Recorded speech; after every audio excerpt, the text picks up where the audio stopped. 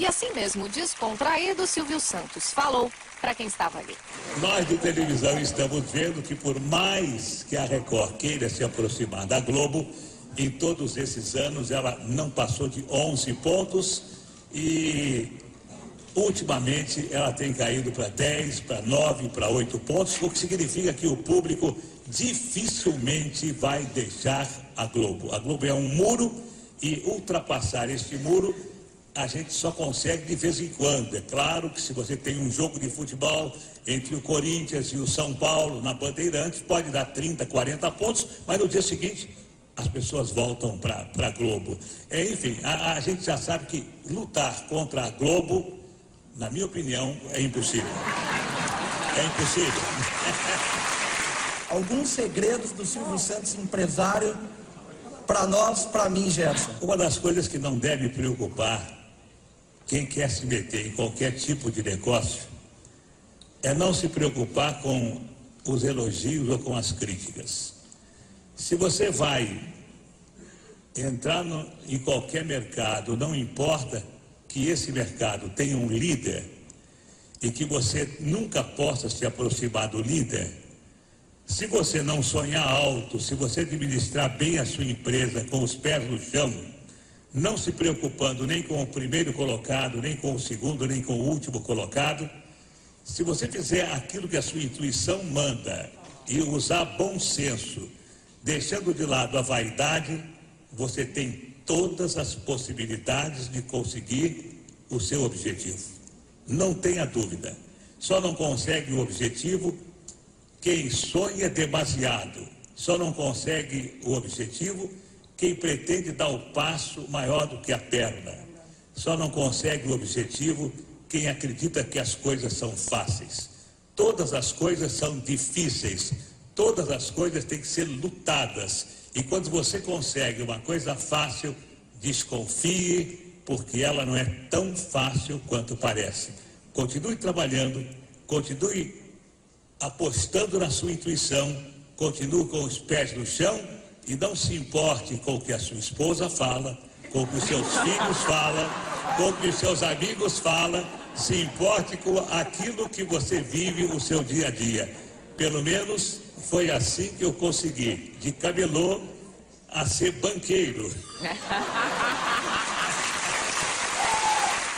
A maior audiência histórica do SBT, se não me engano, foi na transmissão de um jogo de futebol em 1995, final da Copa do Brasil, Corinthians e Grêmio. E depois disso, o SBT nunca mais voltou a investir na transmissão esportiva. Por quê?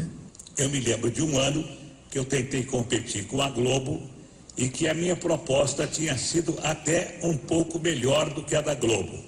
Mas aí me responderam de que a Globo tinha uma cláusula preferencial e que se ela cobrisse a minha proposta, ela ficaria com os direitos. E depois dessa data eu vi que qualquer tentativa de se trazer o futebol para outra emissora que não fosse da Globo seria uma tentativa que não daria resultado. Eu criei as minhas filhas porque eu sempre sonhei em ter no Brasil uma vida como os americanos têm nos Estados Unidos. Eu sempre achei que a melhor maneira de se viver é se viver como um cidadão de classe média. Tudo aquilo que passa de alguém que possa ter o suficiente para viver como um cidadão de classe média, na minha opinião, a malucada, como eu já disse a vocês, é troféu. O dinheiro, para mim, representa apenas troféus de sucesso, troféus de vitória. Durante as comemorações dos 30 anos do SBT, ao vê-lo falar, eu vi não um grupo de funcionários aplaudirem o patrão, o empresário. A sensação que eu tive foi um grupo de fãs aplaudindo e ouvindo um ídolo. Você, Silvio Santos, se enxerga assim? As pessoas trabalham para você e te adoram. Não, eu nunca me preocupei com isso e eu até me surpreendo com a minha popularidade. Não, verdade, eu me surpreendo porque nunca foi objetivo meu e as pessoas de imprensa sabem disso. eu não dou entrevista para os meus colegas, eu não vou a programas dos meus colegas, porque eu acho que eu exerço a minha profissão. Eu faço aquilo que eu tenho que fazer como profissional.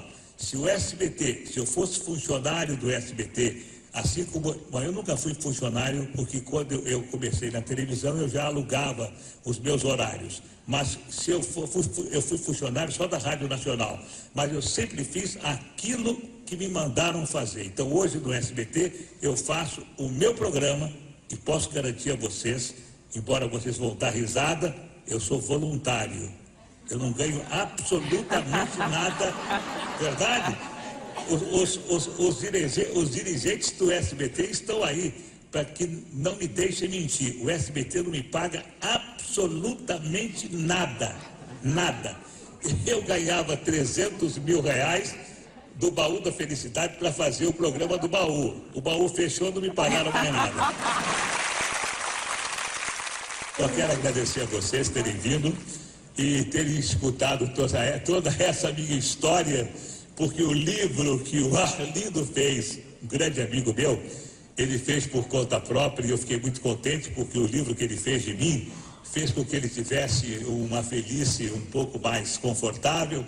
Venderam muitos livros, mas se tivesse que contar a minha história desde os 14 anos, quando eu comecei a minha vida de camelô, ou desde a escola pública, quando eu comecei a vender doces no recreio para ganhar doce, eu acho que dariam 3 ou 4 volumes. Então, vocês que vieram nesses 30 anos, eu só espero, dizendo com toda sinceridade, olhando para a minha vida, a sorte que eu tive, a saúde que eu tenho, a família que eu tenho, se vocês tiverem, e eu faço votos que tenham, vocês serão tão felizes quanto eu sou. Era a entrevista que eu queria ter.